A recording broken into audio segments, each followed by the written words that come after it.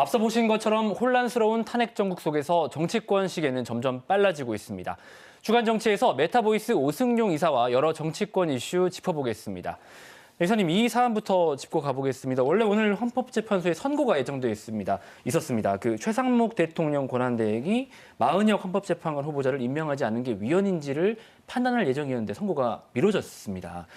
이게 어떤 배경인지 그리고 탄핵 심판에 어떤 영향을 줄지 궁금한데요. 일단 헌재가 체면을 구긴 꼴이다라고 말씀을 드릴 수 있을 것 같고요. 이미 최상목 대대행이 여러 차례 언론을 통해서 헌재의 결정을 존중하지만 즉각 임명하지는 않겠다. 시간을 좀 지켜보겠다라고 메시지를 헌법재판소에 전달한 상황에서 선고를 강행할 경우 헌법재판소의 결정이 곧바로 이행되지 않는 초유의 사태를 초래할 수 있었기 때문에 헌재가 변론기일을 재개하고 선고를 연기한 결과인데요. 이게 될 경우 앞으로 변론기일 재개와 선고일이 미뤄지면 최소한 2주 정도 시간을 소요하게 되는데 그렇다면 윤석열 대통령에 대한 탄핵 심판 선고까지도 일정이 미뤄지게 된다는 측면에서 앞으로 이제 조기 대선 국면과 관련해서 여러 가지 큰 변수로 작용할 수 있을 것 같습니다. 알겠습니다. 이런 가운데 국민의힘 지도부가 오늘 아침 윤 대통령을 만났습니다. 접견을 했는데 이게 지도부 차원에서 이루어졌단 말입니다. 현 상황을 국민의힘이 당 차원에서 어떻게 바라보고 있느냐 이걸 좀 보여주는 상황인 것 같은데 어떻게 보십니까? 일단 윤 대통령에 대한 인간된 도리를 강조를 했는데요. 제가 보기에는 그렇다면 국민에 대한 도리 그리고 헌법에 대한 도리는 어디로 갔는지 누구에게 물어야 되는지 다시 돌려주고 싶고요. 윤 대통령을 따르는 보수층을 조기 대선 국면에서 결집시키기 위한 하나의 정치적인 제스처라고 보는 게 합리적일 것 같고요. 네.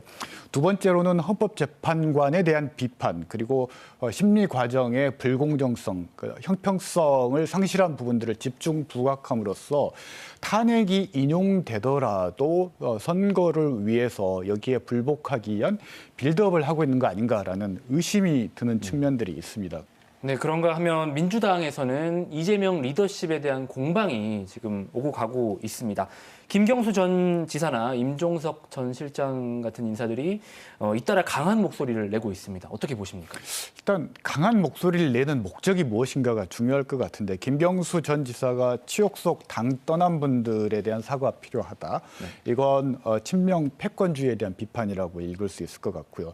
임종석 전 실장은 지난 대선 이재명 후보의 부족이라는 지적을 했습니다. 결국 지난 대선 패배는 이재명 후보 탓이다라는 얘기이고요.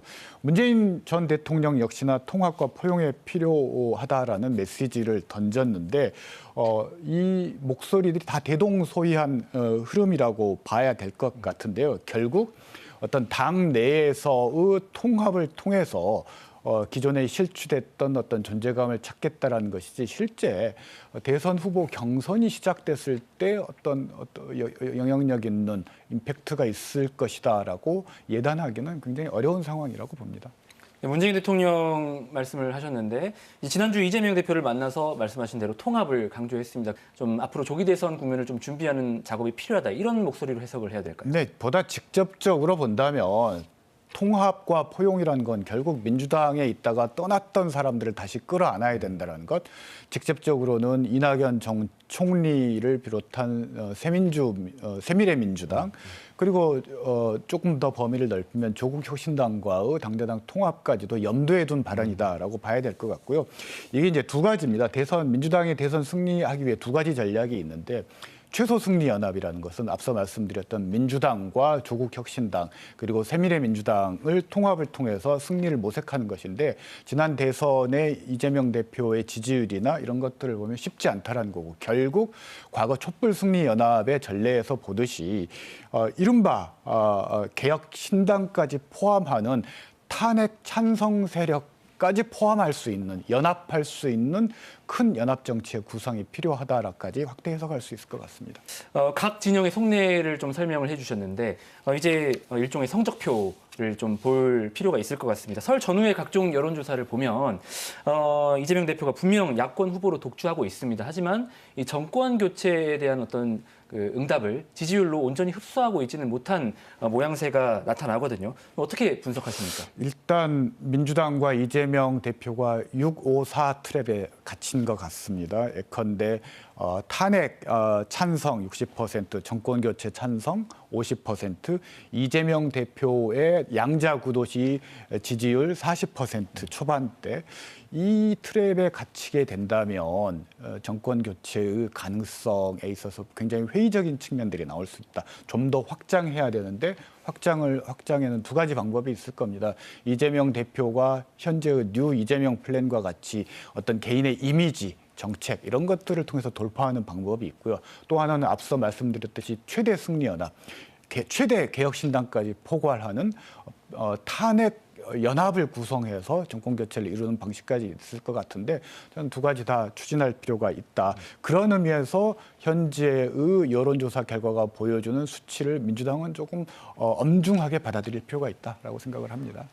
654 하니까 명확하게 의미가 다가오는 것 같습니다. 이 트랩을 깰 수 있느냐 이게 관전 포인트가 될 것이고요. 지역 정치권 이야기도 해보겠습니다. 지도부 내의 유일한 호남 인사였는데 이 주철현 의원이 최고위원직을 민주당에서 사퇴했습니다.